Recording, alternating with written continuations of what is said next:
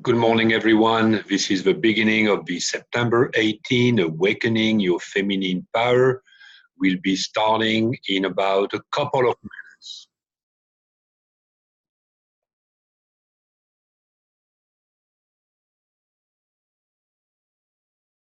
This webinar will last for about 35 minutes, and we will describe some of the topics we'll be covering in the live session in Johannesburg later this year in November.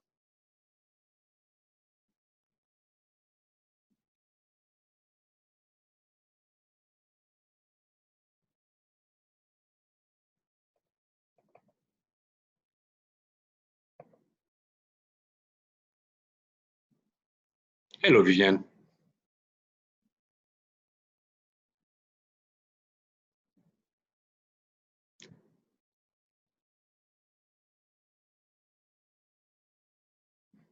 Everybody will be on mute during this webinar. We'll start in about a couple of minutes, giving everybody the opportunity to join. And we will go for about 35 minutes or so. Welcome, everyone. Okay. This is an Awakening Feminine Power webinar where we will describe the topics and the content that we will be covering during the live 6-day. We went from 5 days to 6 days live session in November in Johannesburg.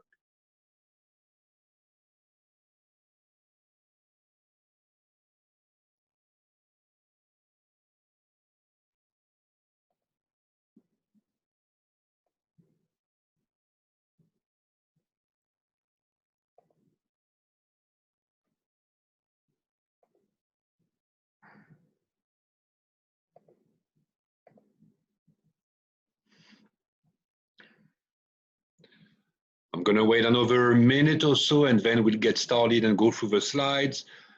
These topics have been put together by Viviane and Eric. I am Eric. And we'll describe some of the things that we will be covering during our live 6-day workshop in Johannesburg in November later this year. You can find more information at awakeningfemininepower.org. You can also, of course, email any member of our staff at afpeventsinfo@gmail.com, or you can contact Viviane or myself directly. Welcome, everyone.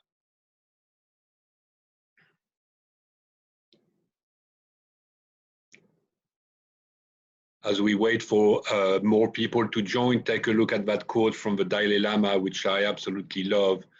And part of the goal of these workshops is to make sure that we don't do that, make sure that we are present. Welcome, everyone. Some more people are joining. We'll be starting in about 1 minute, a little less than a minute.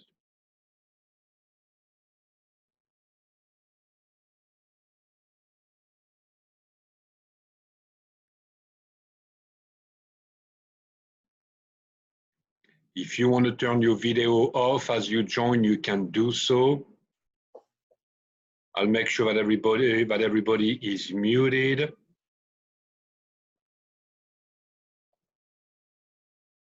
Okay, so everybody is on mute and your videos have been stopped except for Viviane and I. Welcome, welcome, welcome. It is an amazing pleasure to have some of you on this webinar. We're gonna go pretty fast in less than 35 minutes, giving you some highlights of some of the topics and some of the insights we'll be covering during the upcoming November 6-day now. Due to requests from people, we went from 5 days, expanded it to 6 days live session in Johannesburg. We have another one planned in March. All the details pretty much are on the next slide. Let's see if I can move there. Yeah, absolutely. So that will happen. Nothing is scheduled in the US for now, but potentially that could happen in the future. So the topics we'll be covering and what we're going to be discussing today are right in front of your eyes. You know, very key topics for living a happy life. Self-confidence. Self-confidence is very attractive. Self-love, that's the only love that you'll never lose. You cannot place your love into somebody else. How do you use this to have extraordinary relationships? And of course, then, how do you make sure you achieve the goals that you want in life? And a lot of that has to do with your mind. So your mind is controlling you. So learn to play with your mind so that your mind gets you what you want and not just what it feels or thinks you need. So we're going to go quickly, and I'm going to give you some highlights as well as some tools, even in this workshop. So if all you do is look at this webinar, there will be some ideas for you to implement in your life. So let's start with self-confidence. The bottom line, self-confidence is an inside job. And a very simple thing that you can do is you using the mirror technique, which I will explain a little later. I'm going to go through the 5 topics first and then give you some tools. But basically, keep in mind that life is going to mirror what you are. So if you put negative energy, if you complain, then life will mirror that. That's where that idea of having a mirror comes from. So self-confidence is really an inside job. You have to find a way to display that self-confidence, and then the universe, life, will mirror that for you. And we'll talk also about techniques to deal with rejection. So that would be topic 1. And during the 6-day workshops that we are doing in South Africa, we will cover every topic twice. So we'll go through all the 5 topics over the course of the first 3 days, and then we'll do that at a different location for the next 3 days. All of these details are available on the website, awakeningfemininepower.org. Self-love, that's an amazing topic. Many people think that self-love is about feeling good, you know, manicure, pedicure, yeah, all of that makes sense. That's perfect, but that's not really self-love. Self-love is loving who you are, loving what's amazing about you, and loving what's not so great about you. Loving, as we say, your shadows. So it's learning about them, not being afraid of your own shadow, and then learning to basically love your shadows as well as learning to love what's amazing about you. That's really self-love. So there's a lot more about this topic. As you can see, it's mindfulness, meditation, forgiveness. We'll talk about that a little bit later. Relationships, recognizing the kind of relationship you're in. I was in a twin flame relationship. I'm no longer, but that was an amazing way to learn. A twin flame relationship is a beautiful relationship to trigger you so that you can learn about yourself and then become who you're supposed to be. Honesty, obviously, in a relationship, pretty straightforward, but how do you achieve honesty in a relationship? Seeking alignments on value. So there's a lot about this. And look at the last bullet point. When the highest priority is to make your partner feel good, that usually will mean an unhealthy relationship that will most likely end. So a lot to learn about relationship. Eventually, we're looking at goals. And the key, I mean, there's a lot to say.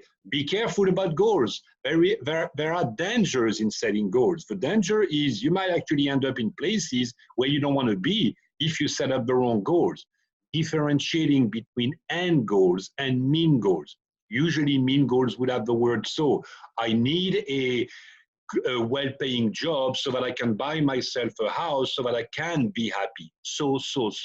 That means these goals are mean goals. They are not really goals that are going to bring you happiness. So how do you differentiate them? How do you basically design and formulate your end goals? And then priorities. I worked with people all the time where everything is a priority, meaning nothing is. How do you deal with that? Lastly, your mind. Your mind is a powerful tool. And the job of your mind is to steer you away from pain and steer you toward pleasure. But it's a lot better at steering you away from pain. So your mind jobs is not to make you happy, is to make you survive. And our mind is still stuck hundreds of years ago where survival was the issue. So learning to control your mind, learning, it's not even control, it's learning to play with your mind so that you get what you want. So let's look at some of the tools in the next few slides. And here again, I'm going to go relatively fast. Remember that every topic in the live session is going to be covered in 3 to 3.5 hours, which basically means we will go a lot more in depth in the tools and how to have these tools work for you. So if we talk about self-confidence, very simple tool, praise yourself. I mean, it sounds like basic, it is, but remember, think of how you look at yourself in the mirror. When you look at yourself in the mirror in the morning, or when you look at yourself as you're driving in your car, what words are you telling yourself? The way you feel comes down to pictures and the words you say to yourself. So do you say to yourself, I look a little fat today? Or do you say to yourself, I like my hair today?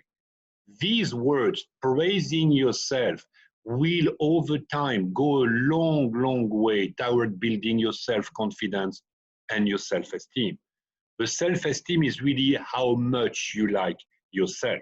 So be very careful about the words and the pictures that you say to yourself. Eliminate from your life any of the negative words. Praise yourself over and over again.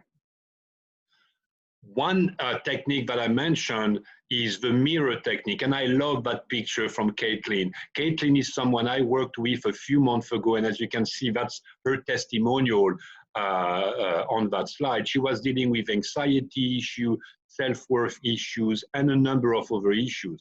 And what I told her is a technique that I've learned, but there's many more, much more to it, is write on your mirror, I am enough. And then I did a couple of sessions with her, and I gave her a recording of some things that I told her to listen to, which she did for 21 days. But just that simple technique of writing on your mirror, I am enough, and you see it every single day, that is going to go a long way toward building your self-confidence. I was on the phone yesterday with another friend of mine in Los Angeles, where I am based. Vivian is based in South Africa, Johannesburg. And she's going through a divorce, and she's very frustrated with a number of things, and she's having a hard time dealing with her anger, her frustrations. What I told her is to take a piece of paper, in her case, and to put the piece of paper in the room where she spends most of her time, and to write on that piece of paper, observe your emotions and let them pass. Just these words, and just telling her that helped her a lot in dealing with her own emotions. So that mirror technique, very simple, it works.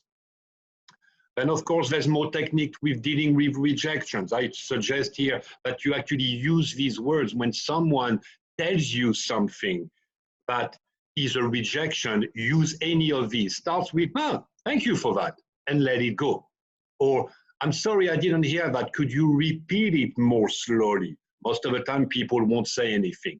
One of my favorite is really number 4, which is something I've learned, and there's, again, more depth to it. But it's basically, you know, if you say something like, if you tell me that I'm lazy, okay, that's okay, but that's a gift, and I'm not accepting that gift, meaning that gift stays with you. So that doesn't affect me, because that gift stays with you if I don't accept the gift. That's really what number 4 is about. Again, we'll go in a lot more depth on these during the live session. Then we go to self-love. That's a huge topic. Self-love, mindfulness, meditation, forgiveness. I'm starting probably tomorrow or the next day a 7-day forgiveness practice myself that I was given a couple of days ago by someone, and a healer channeler that I'm working with. So there's a lot to that. But basically, don't control love. Love cannot be controlled, and love is control is an illusion anyway. No one is going to love you ever more than yourself. So that's what self-love is about. It's loving yourself. It's accepting things the way they are. Wanting things to be a certain way, different from where they are, that's what creates suffering. And believe me, I've worked and I know many people that are still in that. So that's self-love. Some tips here, you look at that slide later. I'm not going to cover these right now just for the sake of time. Self-love also is related to self-care. And yes, self-care means taking care of yourself, but put self-care first. Find a reliable companion. I just texted, there's something that happened just within the hour before I started this webinar.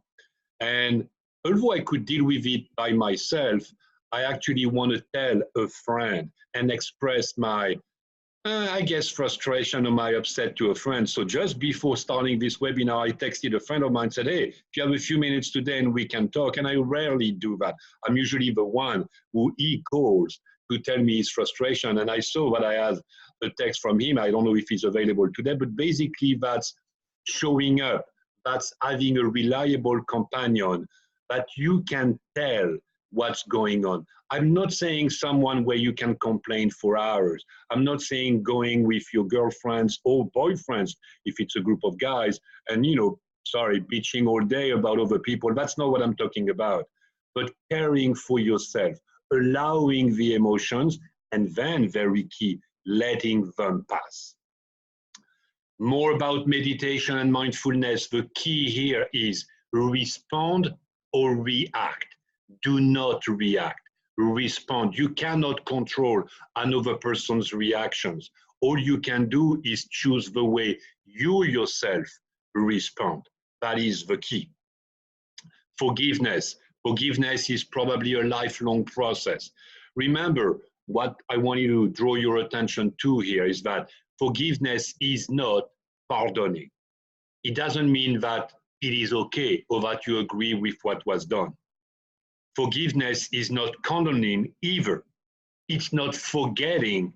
It's not denying things. The choice is yours. It's really choosing to abandon your right to resentment and condemnation. That's what forgiveness is. It doesn't mean we forget. It doesn't mean we agree with what was done. It doesn't mean we judge it as being bad.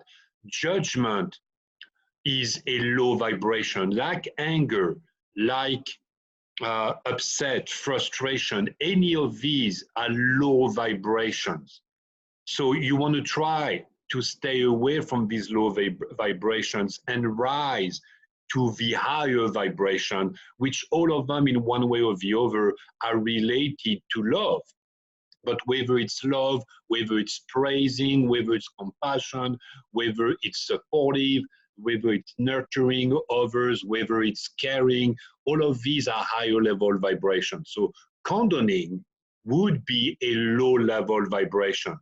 Forgiving is just, I abandon my right to resentment, which would be a low vibration, and to condemnation, which is a low vibration as well.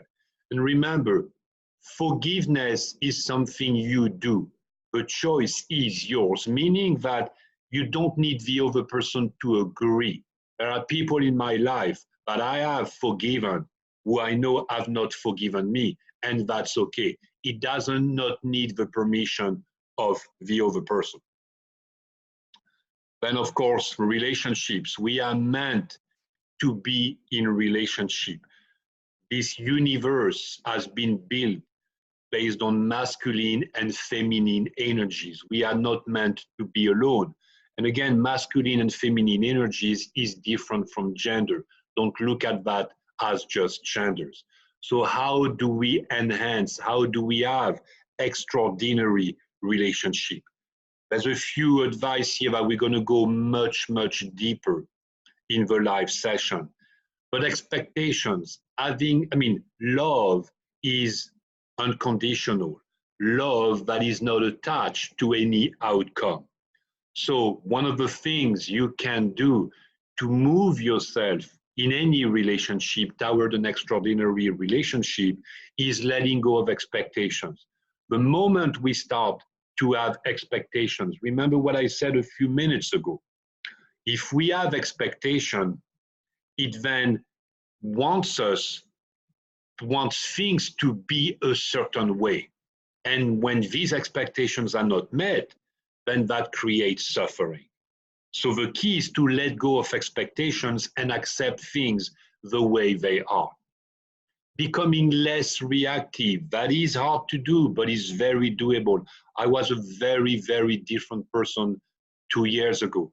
I can remember 3 or 4 years ago in a different relationship, how reactive I was, how my emotions would drive me. And today, I barely ever have anger, frustration, upset. I'm wondering where they went. It's no longer part of who I am. So being less reactive. Everything that is on that slide is related to communications. Communication, of course, is the cornerstone of an extraordinary relationship. Having open communication and seeing a relationship as equal. We are different. We each love ourselves. And then, yes, we do love each other. But loving another person does not replace loving yourself. That's how self-love and extraordinary relationship tie together, are related together. More tools and techniques. Give the gift of presence in a relationship, very key. I will encourage any of you to look at the 5 love languages, a very simple tool, but a very good tool for communication. One of the 5 love languages is quality time, which is basically means being present.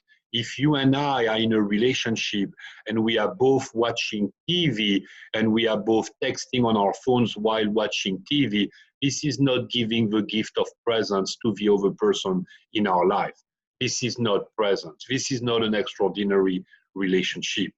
So there is something dynamic between the love and the giving that connects these two people.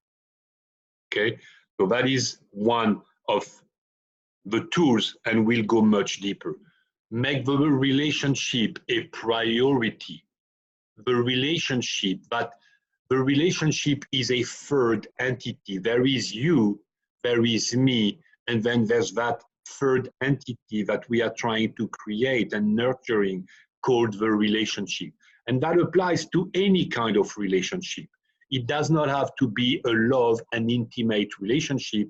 It could be a relationship between friends. It applies to any kind of relationship, but make that relationship a priority.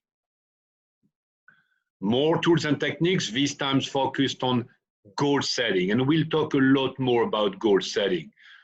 You know the expression, there's a mean to an end, or means to an end. That's not a coincidence. Mean goals are goals that have a so in them, like I need to work so I have money, or I need money so I can buy a house. I need to buy a house so I can be peaceful, and so forth and so on. These means goals, they can be okay, but they're not going to bring you the peace and happiness that you want. These mean goals, they often conform to the rules. And that word, B, rules, that's BS, rules. That's a word that has been created by Vishen Lakhiani, the CEO of Mindvalley, and that was communicated in his book, The Code of the Extraordinary Mind, a beautiful book that I encourage you to buy and read. Often a mean goal is a goal that conforms to the rules that society has created for you. I need to go and achieve a graduate degree in this subject because that's what's expected of me by society or by your parents. So that's another way you can recognize mean goals. End goals are the goals that really come from the heart. They are the goals that you wake up in the morning and that you can't wait to do something in order to get to these goals. And we'll talk a lot about these goals in the live 6-day training sessions. Think as well about your priority. We mentioned that earlier. Change your priorities to change your life. Everything cannot be a priority. It's okay to say no to something. I say no to things all the time because I'm very aware about my priorities in life. Also, having a plan. Once you know what mean goals you want and what end goals you're trying to achieve, once you are clear about these, things don't happen just like that. Definitely ask the universe for what you want, and the universe will help you. There's no questions about that. I feel it almost every day. But the universe will not do the work for you. This planet has been created with many things, but one of the most important rules, the mother of all rules, is free will, which means we have to decide and we have to do something. So have a plan to achieve what you want and then work your plan. A goal without a plan is just something you hope for or something you just want the universe to bring to you. It might work, but in most cases, it won't work. That won't be enough. So just keep that in mind as well. And then there's these limiting beliefs. The mind is an absolute beautiful thing. There's a great quote, I hope I can remember it perfectly, from Einstein, Albert Einstein, that we've placed the, I won't remember it, but we've placed the, see, that's a good example of what I'm telling myself. So I'm going to tell myself, and I'm going to remember it right now, that the mind is something about the mind being what it is and the heart being perfect. And we have made the mind, that's paraphrasing, we've made the mind the leader and the heart the server or the servant of the mind. You can find it, you can Google it, it's easy. I wish I remembered it perfectly. But your mind will do what you want, what it thinks you want. And most of what we do during the day is a result of our subconscious mind, although we are not aware of it, because our subconscious mind really controls 95% of what we do. And our conscious mind is pretty much only 5% of it. So the way you change your life is by accessing the subconscious part of your mind and by being aware of the beliefs. Most of the beliefs in your mind are created between 0 and 7 years old. So if some of you have kids in that age, please be very careful what you communicate, what you tell them, what you do, because it is very hard. Not too hard, but it is hard to change your beliefs. And most of the time, they created between 0 and 7 years old. You acquire beliefs mostly during that stage of life. And of course, we acquire beliefs through the entire stage of life. I'm still acquiring beliefs today. Remember what I said a few minutes ago about the rules, the BS rules of society that give you beliefs. These beliefs sits in the unconscious part of your mind. So there's two things that we need to do. We need to be aware of these beliefs. Why do I think things a certain way? Why do I react a certain way? What are the beliefs, basically, that are the root cause of my reactions? And once we are aware of these beliefs, we need to rewrite. We need to write new beliefs. If you go back to the slide about Caitlin earlier when she wrote on her mirror, I am enough. And I did with her 2 sessions, which were 2 rapid transformation therapy, which is a process I'm certified in, which is basically an hypnotherapy, because the only way you can access the subconscious is by going into an altered state of consciousness, which requires hypnotherapy, which is not what you think it might be or what you've seen on TV.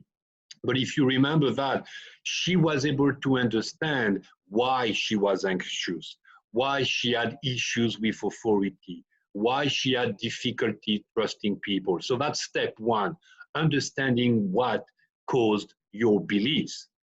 And once you understand that, then it's what are the new beliefs that we want to instill or write in our mind. Wire, basically it's rewiring the mind, and that's usually what happens. So you can do that by writing things on your mirror, by telling you things on a regular basis. Usually it takes 21 days to change the beliefs. I used to enjoy my coffee with sugar, and that was I've tried many different things. I've tried many times to cut the sugar on my coffee, and then I would go back and put more sugar. And I just decided to do it one more time about a month and a half ago. And I told myself that I'm going to do it for 21 days no matter what. Believe it or not, it is true. I haven't had sugar in my coffee in a month. I don't need it. I don't crave it. I've actually realized that I don't even like coffee that much. What I liked actually was the sugar that I put in the coffee. And now usually 1 cup of coffee and it's more than enough. I enjoy it. No sugar. I don't even have the need because I did it for 21 days and I've rewritten that beliefs that I needed coffee and that I needed sugar in the coffee. I know it's a very simple, very silly example, you could say, but you can do that with anything. Accessing the subconscious is really the key to rewriting these beliefs. So I'm going to go back just one slide, a number of slides to the first slide so that you have an idea of everything we'll be covering, these 5 topics here. We have 2 workshops scheduled in Johannesburg, one in November, one in March. The dates on the website. November is the 11th to the 16th, and the March dates are here. We will be covering these 5 topics with a lot more depth.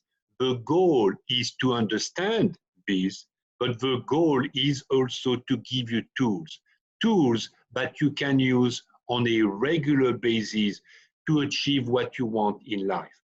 To be self-confident, because self-confident is very sexy. To love yourself so that you can go through the ups and downs on relationships. And maybe you are with someone and that will be the one relationship of your life, which is wonderful. A lot of us tend to go through multiple relationships. And keep in mind, every relationship exists for a reason, meaning that there is something to learn in a relationship. So you bring the love that you have for yourself in a relationship with a significant other, and then you both are complete. I mean, there's a great quote. It's a US movie. I forgot the title, but it was with Jerry Maguire. It was a baseball. I think it might be called Jerry Maguire or something like that. But at some point in the movie, they say, "You complete me." That's the kind of lines that we want to change in relationship. We can complete each other. We have to be complete when we join a relationship. So if you want more details on any of these, feel free to take a look at our website, awakeningfemininepower.org. I'm going to end that recording in about a minute or so. You can ask any questions on the venues. The venues have actually been selected, so we know exactly what the venues are and the rooms. All of that has been booked. Email our staff at afpeventinfo@gmail.com, or you can reach Viviane or myself directly. We'll be happy to answer any questions you have and help you on your own individual journey. And Viviane, one of these days, will share the story of how we met, which is also a very, very beautiful story. Viviane, I know your mic is off. Let me put your mic on. I don't know if you want to share anything. We have a couple more minutes. Just to say hi to everyone that's joined us today. Awakening Feminine Power is one of the ways that I'm fulfilling my passion to nurture and empower others. So it's something I'm really excited about. Eric said, yes, I'm finalizing the venues and the dates and times and everything for our November courses as we speak. So I'll be able to post that information on our website in the next couple of days. And just to say, I'm really excited to be here and excited to walk this awakening journey with you all. So thank you for joining us. I am so very grateful, Viviane, for our collaboration and looking forward to spreading our message to many, many other people. Thank you. Thank you. I will stop the recording now, everyone. Thank you for joining, and I'll see you very soon.